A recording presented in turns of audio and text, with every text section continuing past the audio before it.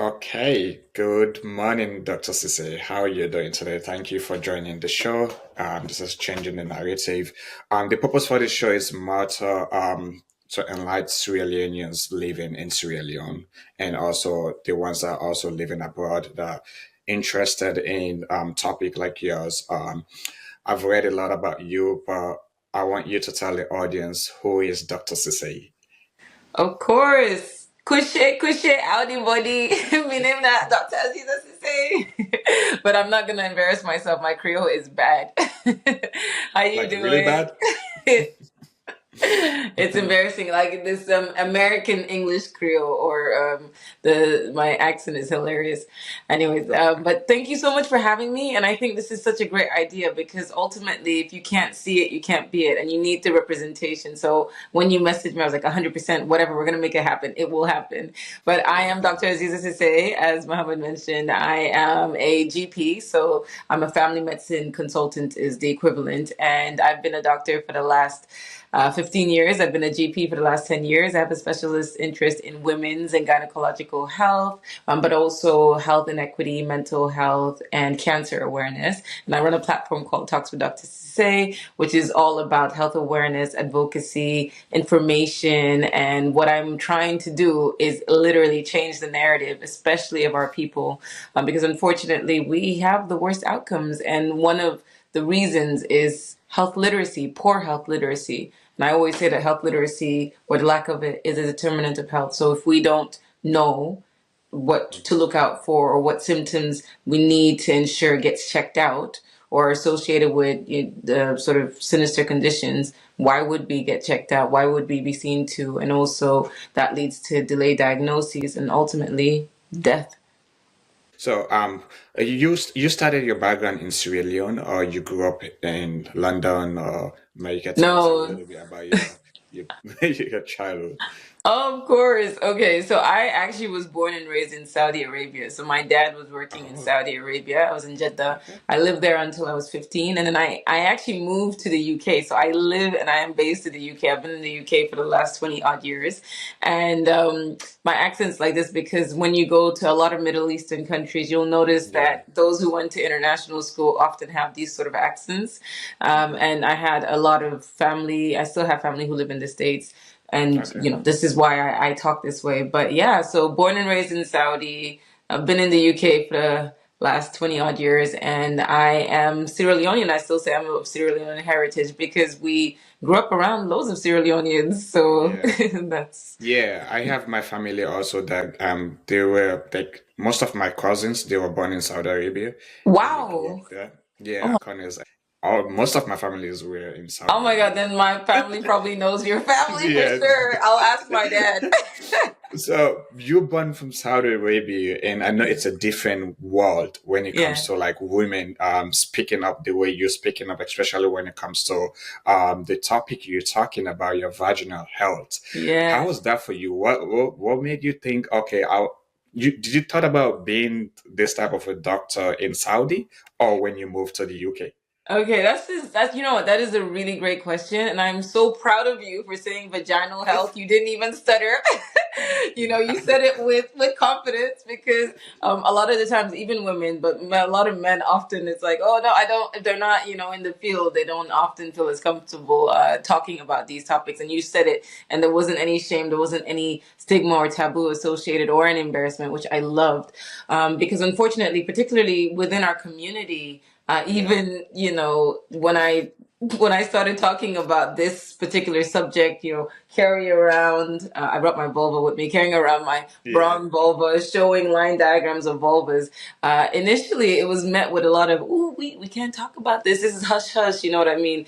yeah, And there's still a lot of embarrassment associated. But no, I didn't necessarily always want to do women's health, and it wasn't why I necessarily came into medicine. I am one of five daughters, and hmm, obviously, we have experienced our own plights. We didn't really have discussions about periods when I was growing up. There was still a lot of shame and embarrassment. I'm Muslim, so during Ramadan, you shouldn't let anybody know that you're not fasting. So you kind of ended up fasting. I didn't know about it until I think I was like 10 or 11 periods, is what I'm talking about. I didn't know about it until that age yeah, because, again, we didn't talk about it, and I found out because one of my friends wasn't fasting in Ramadan, and I was like, why aren't you fasting? You should be fasting. She's like, what do you mean? I can't fast. What do you mean you can't fast? So we didn't have those conversations growing up. I didn't know the word vagina until I was like in my early teens. I didn't know vulva until I was in medical school. Like all these things, because again, it was riddled with taboo and shame. And it's, oh, it's private parts. Let's not talk about it. Um, Yeah.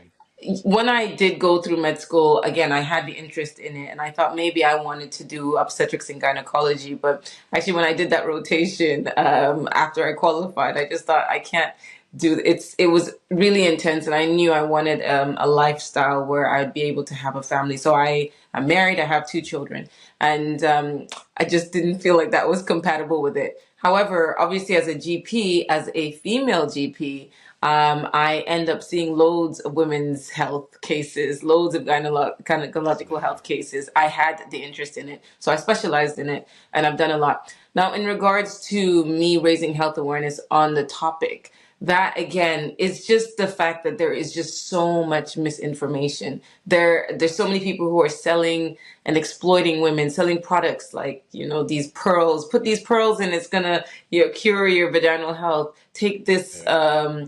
cream, or eat pineapples, or take this supplement. All of that. And also, if we talk about cancer awareness, for instance, people don't talk about the heaviness of their periods, or bleeding after menopause. Like, you don't even talk about menopause really in the older generation. They don't talk about it. And again, that's what leads to late diagnoses. Black women often suffer worse outcomes when it comes to women's health conditions, fibroids, endometriosis, PCOS, adenomyosis. Everything is like we've drawn the shorter straw. We don't know why. We know there are loads of multiple factors. Racism does play a part, but one of which is the lack of education, lack of awareness, Yeah. and the lack of discussions about this, as well as the normalization of certain symptoms like, oh, heavy periods. That's just common. We all have it. Don't worry about it. No, worry about it. Get it checked out. You can get treatment. You don't need to suffer and endure. You don't need to be bleeding through your clothes or bleeding in your bed, or that's not normal. Or period, period pain, the more severe your period pain is, the stronger you are. So endure it. No, don't endure it. Or, going through childbirth, don't take any painkillers. We all went through, you don't need to. Why not? You don't win a medal, and that narrative really needs to change. So I'm all about breaking the shame, breaking the stigma, breaking the taboo, getting people to say words like vagina, vulva, showcasing my vulva at all talks that I go to, because this is a difference between life and death, and we Yeah. need to change things. We need much better healthcare in regards to women, and not necessarily just in regards to gynecological health in general, Yeah. because women are not taken seriously. Their pain are not taken seriously. There are thousands of women dying of heart attacks because they are being dismissed. They're not taken care of in the same way as men. They're less likely to be given painkillers, more likely to be given antidepressants or anti-anxiety. Oh my God, I'm going to keep talking. You'd be like, this woman. So let me No, stop. I'll it's just stop it's now. it's good. I'm more thinking like everything you're saying, it's facts, right? Because growing up in Sierra Leone, I was born in Sierra Leone, so growing up there, we never talk about those things. We can't even talk about sex. Those things, it's like taboo. Yes.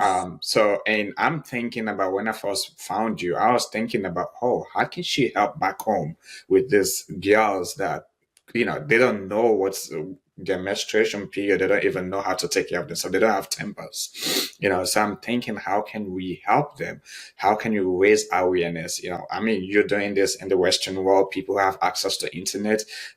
They can research you. They can see you. But over there, girls don't have access to those things. Girls don't have access to time, but girls can talk about sex. They can talk about their period. So, how is there any plan in place for Sierra Leone, for back home, to teach these girls about these things? Wow, you're breaking my heart. I always say that health information should be accessible to everyone, and that's why I'm doing this. I do this out of my own time. I put everything out for free for everybody to learn. And I always say to everyone, if you learn even one thing from me, please go and tell another person, because hopefully that person will tell another person who will tell another person. And then it's this ripple effect of knowledge, like this massive wave of knowledge that would hopefully save someone's life. I think I hear you that there isn't as much access. um, the reason I put my videos on YouTube, I know Instagram and TikTok can be difficult for some to access, but I felt like YouTube was another great resource or platform to put things in, because you don't need to have an account. Anybody who has the link can access it. And what I sometimes do is share my actual video through WhatsApp. You know, not necessarily sharing it on YouTube, but sometimes people say, "Oh, please share it on YouTube," because to download the video that takes long. Instead, we'd rather watch it on Yeah. YouTube. We don't have to download.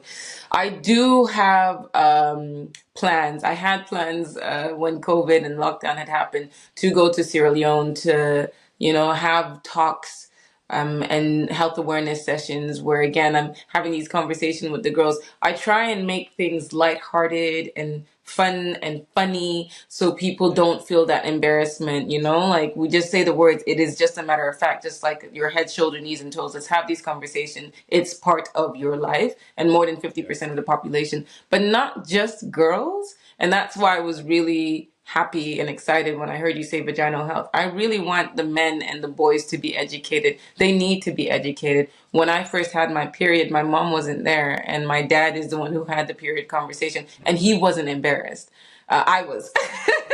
so, so we need to normalize the conversation all around, and I feel like that would make a massive difference. So, I mean, Mohammed, if you're challenging me, then let's set something up. We'll go to we'll go to Sierra Leone and make it happen. I intend to go to Sierra Leone soon. It's just putting Yeah. the plans in place. One of my cousins runs a charity called Keep It Facts. Okay. And I'm an ambassador for the charity, and the charity is incredible because what they do is they provide scholarships to 10 girls at a school called Kankali School, and it is for Hmm. girls because, you know, you want to further their education. So through him, again, we have plans that we'll go to the schools, we'll have the conversations and try and inspire them. I think sometimes I worry about the language barrier because I know I speak English fast. When I went to Sierra Leone Yeah. quite a few years ago, everyone was like, "Hey, you did talk fast, fast. I know they understand you." Yeah. So Yeah. I feel like maybe I do need to improve on my Creole, and the only way that you Yeah. can improve is through practice. So Yeah. that's another element. Yeah. So when I start my podcast, is initially I just wanted to do it in Creole. I didn't Yeah, want to do it in English, but yeah, most of the guests, it's more like they don't want to speak Creole or they don't know how to speak Creole. They're yeah, shy. Because I'm trying, because changing the narrative is more for Sierra Leoneans, yeah, especially the ones that are living in Sierra Leone. yeah, That is my goal. I do it also out of my free time, just like yours. So I take my time and do it. I woke up this morning just to talk to you as well. Because I want them to get this message. I want yeah, them to, that's the only way we'll be able to change things by educating them, you know, yeah, making sure they know what's going on, how they can take care of themselves, how they can yeah, walk. I mean, success is like you can achieve, it doesn't matter where you are, you can achieve anything. You know, you just yeah, need to work hard. If you have the right tools, we have social media. yes, And the boys and girls in the villages don't have access to internet, right? And the like youth unemployment is high in Sierra Leone. You know, people that are not educated is like high in Sierra Leone. So all of those things, how can we get this message to them for now until we're able to create a bigger platform? So I'm happy. But when can you start talking about sex with girls? What age? Well, I mean, girls and boys, Oh, everyone. yeah, Really, everyone. they all need the education, and they need the awareness. I think that with everything, it is the way that it is delivered, right? The way that we explain things. It needs to also be in a manner that the children would understand. All right. You tailor everything to their level of understanding. And then there's something called spiral learning, where you re educate them and you add complexities as you go along. My daughter is 6, my son is 3. So, for instance, Okay. if my daughter is to come to ask me, if she was to come and ask, "Mommy, what is sex and how exactly are babies made?" It would just be tailoring the conversation in how she would understand. I mustn't dismiss it at her age. She understands things now. She's aware. And the reality of the situation of life now is that children are learning things at a younger age. So if I don't teach her the right way, if we as adults don't teach our children the right way, they will 100% learn it from their friends, because there are Yes. children who are watching porn at a very, very young age. So it's all about instilling the confidence and having the conversations in a matter of fact way, removing the shame, taboo, and stigma. So when my daughter first learned the word for her vulva, I taught her vulva. I didn't say private parts. I didn't say, some people say nunu, some people say flower cookie. I didn't use any Yeah. euphemisms, right? This is your vulva, and I didn't associate it with any negative connotations. And the reason being is we're the ones who are passing on the shames. The shame. It's generational. We're the one that's instilling that in them. Because the moment that we use different words, that's when they then start to become confused. Oh, if they're using a different word, that means that it's bad. You know, I've always spoken about this. I'm very vocal about using the correct genital names for when we're teaching our children. Penis is not a bad word. Vulva, vagina, clitoris, all these things are correct words. And labeling is helpful as well. But the reason being, and when I've done this, I've had DMs from people. There was one in particular, I always share this story because that was it. She said, "Thank you so much. I have the confidence now. I've now told my son that his penis is called penis." She was using a different word. I don't know. Let's say ding dong, because I've heard that and I always find that funny. It's not a bell. And he was like, "Oh, great, mom. That's amazing. So it's called penis. Amazing. So what is the real name of my elbow?"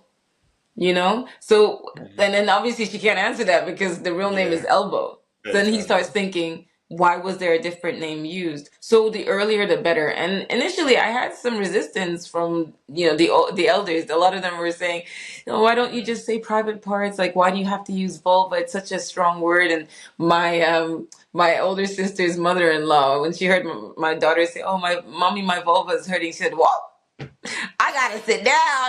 I was like, calm down. It's just a word.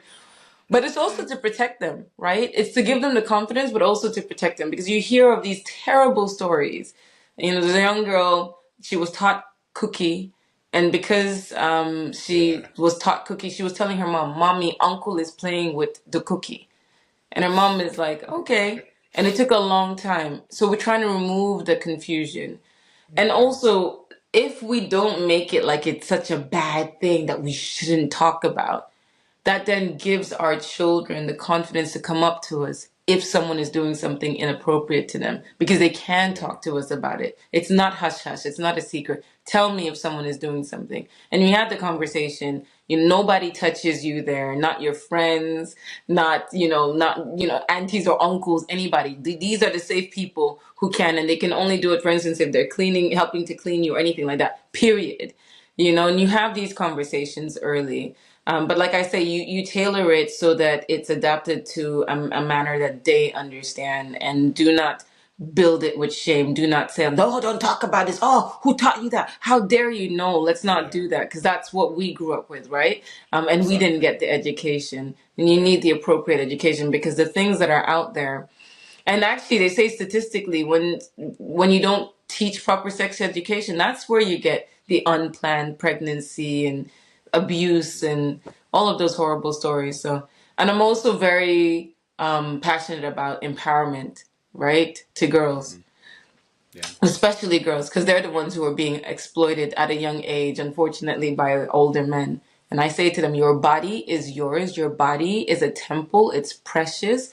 Don't let anybody touch it. It belongs to you. Don't let anybody convince you otherwise. Don't let anybody force you into doing something that you don't want to do. If you don't want to do it, say no. And no means no. And if someone is pushing you, that is not right. You go and tell someone that you trust, who's an elder, who, like, usually, hopefully your parent, but sometimes an aunt and uncle, or a guardian. Just don't let anybody do that to you. And it's wrong. I think that's the other thing. They don't even know that it's wrong. It It's is wrong. Yeah. wrong. And you hear so many stories in Africa, well, in Sierra Leone, and it's just heartbreaking, because Yeah. that trauma lives with them for the rest of their life. So prevention is always better than cure, right? Yeah, yeah, yeah. I like it when you talk about start teaching because I have a daughter still. My daughter is 5 and my son is my son is 2. So Oh, it's same age yeah, gap. same, same age. So I like the way you talk about that because even for me, I feel I'm married too.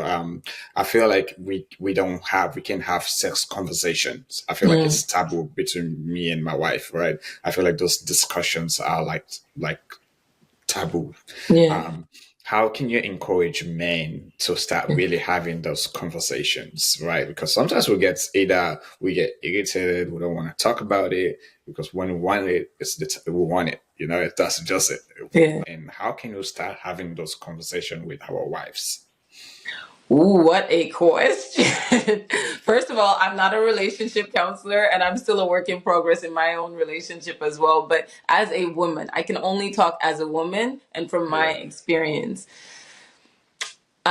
And I remember reading a book by Trevor Noah. You know Trevor Noah. okay, He's yeah, I know hilarious, Trevor. right? Yeah, yeah. His book is just perfect. And he told his mother taught him that foreplay starts from the morning. And it's not necessarily being intimate. Like women are so different. And people use the analogy that men are microwaves because, y'all heat up really quickly, whereas women are ovens. It takes a while to get us to where we need to be. And it's the simple things. Just give me a kiss in the morning, not expecting anything in return. Maybe make something for me, don't expect something, or help me with the kids without me having to ask and feel like I'm begging you. Ask me about my day. Really listen and feel like you care. Maybe give me little touches throughout the day if she's the type of person who touching is her love language or touches her love language. And then you will be surprised that she's the one who's jumping on you. You know what I mean? Because all of these things are like foreplay, and that's what Trevor Noah's mom said to him. And he said he remembered this in adulthood. And I think a lot of men aren't taught that. You can't just jump and expect it. And then also, I think sometimes it can be hard when it feels like that is the duty. So it's the expectation, like whether I treated you badly and I've done it something wrong to you should just be what I am entitled to.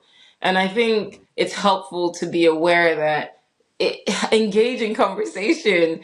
And if you want it, say it, be gentle and make it so both of you can enjoy it. It doesn't have to be one-sided. You know what I mean? Like that's what I would say. I know that sometimes it's like, oh, I need it now, but realize that your woman is a human being and she's a Mhm. person with emotion and emotions and kindness, love, gentleness.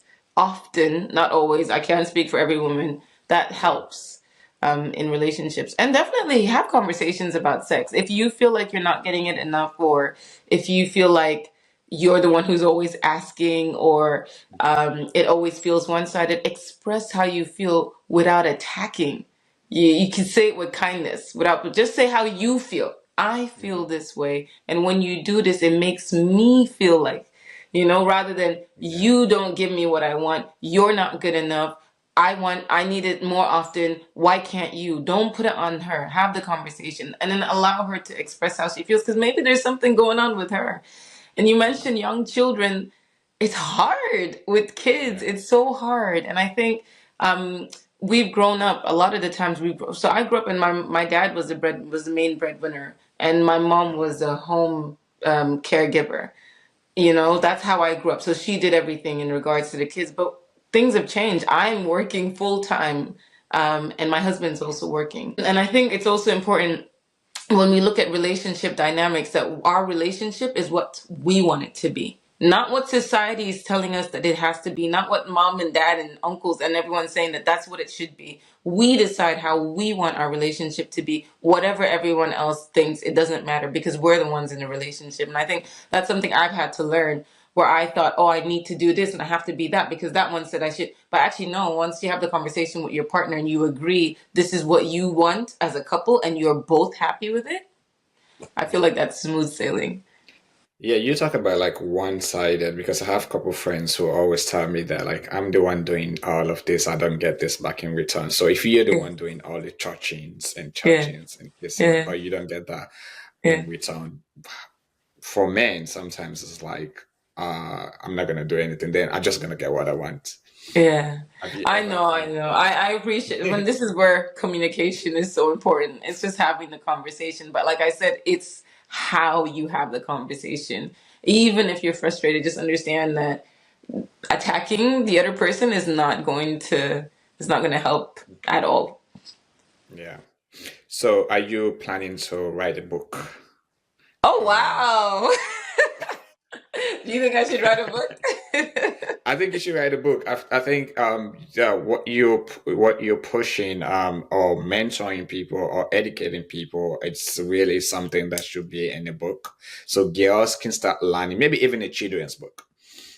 So I can start teaching my son about male parts, my daughter about female parts, about sex, about gender, about all of those things. I've never seen any books like that before. I've never seen people talk about that or teach people about that, right? But Mm, we wanted to start from the home. So that's why I'm mm. asking if you're planning to release either a children books or adult books. Yeah. I mean, by God's grace, that is the plan. Okay. So I would just say watch this space. But I have to say that you saying that is such a big encouragement, and I really appreciate your kind words. And I will endeavor to ensure that I got something for you guys. Awesome. So I always ask my guests this: what's the last message you have for Sierra Leonean boys and girls in Sierra Leone? The last message to boys and girls. Honestly, it would be just to believe in themselves. And no matter what anybody says, or if anybody puts you down and they make you feel like you can't do it or it's not possible, if you truly believe in yourself and you block out the naysayers, like put those headphones, noise canceling Yeah. headphones, just cancel all that background noise and you focus and you work hard and you ask for help and you reach out. Reach out is such a big thing for me because you'll be surprised how many people want to give back and they don't know where or how they can give back. So Muhammad reached out to me, which was really great. As soon as I got your message, I knew I was going to talk to you. And I think everyone assumes that if someone looks like they're big or busy, they're not going to have time. You would be surprised how they can make time for the right causes or just because they want to give back. And if you reach out to someone and they don't respond to you, please don't give up. Ask again. The answer is always no if you never ask. So ask again because it might be the person was so busy that they didn't see their messages, and what you've done is you've put it back on the top of their inbox and they'll see it. So yeah, don't give up. Please believe in yourself. Focus, work hard. I promise you, I know it's not easy, and I know that I have been very lucky. The difference obviously between two people who don't necessarily one who succeeds, one who doesn't, is opportunity, right, and Yeah. luck. So I've been fortunate with both, but I've also worked hard. I didn't just become a doctor. I Yeah. did work hard to get to where I'm at, and I'm still working hard now.